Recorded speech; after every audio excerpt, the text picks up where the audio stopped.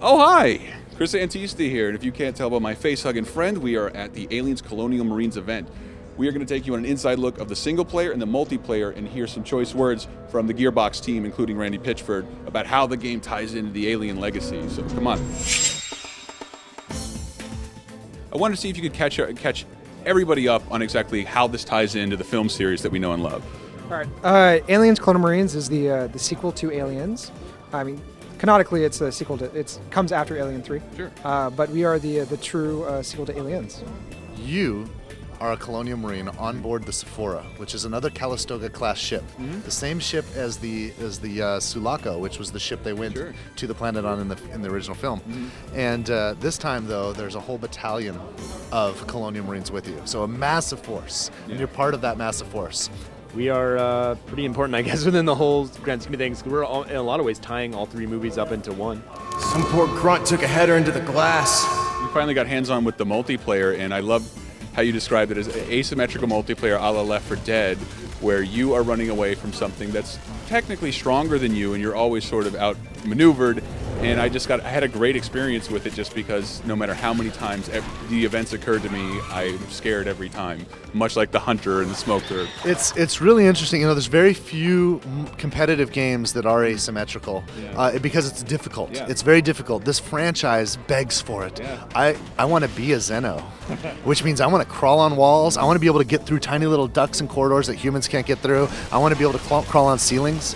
And I also want to play as a Colonial Marine. Yeah. I want to use their equipment. I want to have a smart gun, a flamer, a pulse rifle. I want to use some of the new weapons that we're introducing in Colonial Marines.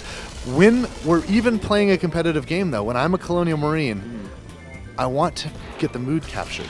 Sure. We want to feel what it's like. I want to be like, fuck, and know that at any moment a freaking alien can jump on my shit and tear me apart, and that creates a tension and a suspense that we don't typically feel in competitive games. And what's interesting is on the alien side, when you play as a Xeno, you kind of feel that too. You feel like you feel like your job, your skill test, is to close the distance, is to get to him before he even knows you exist. Xenos can come from any angle, and since they can climb any wall, you never know really what's going to happen. And so you really want to have that motion tracker out, or at least you want to have someone in your squad with the motion tracker out. And if you're not careful, you can just walk into a room with Xenos all over the walls. I saw it at E3, but like something about the way light moved and like the damage the aliens have done and how everything looked with the lighting in this game, like it looked very, very, very good.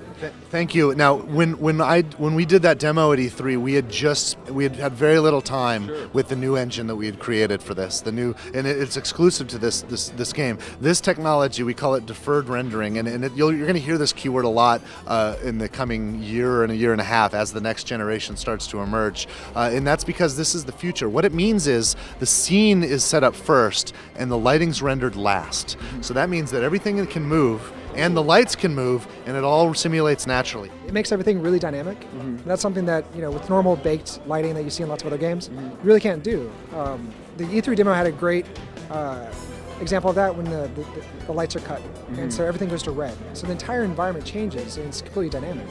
That you can have those situations where the lights can go out, legitimately go out, and have a completely different atmosphere and a completely different visual aesthetic to it, which is, for gameplay, actually really important, because Xenos really like the dark. Yes. And the gameplay changes entirely. Yes, you could see in that first room we walked in on the demo, like the ceiling is all torn to shreds, and like if there's a fluorescent left anywhere, it's hanging by a loose thread that the alien has left, so it's just swinging light, illuminating very small portions of the environment at a time. Like I really got the atmosphere of Aliens from this demo. The shadows, like they're a character element, right? Yeah. So if you see a moving shadow run around, you don't know what that is. Yeah. And so, with those lights that are moving, sometimes they'll cast shadows that are kind of eerie and kind of you're not quite sure what it is. So, it could be a Xeno, it might not be a Xeno. But if it is, it's better to check. All right, guys, that's it. I don't know about you, but I'm pretty excited as an Aliens fan, as you can see. We'll keep you posted on anything leading up to Aliens Colonial Marines' tentative fall release date on PC, PS3, and 360. We'll let you know if anything changes along the way.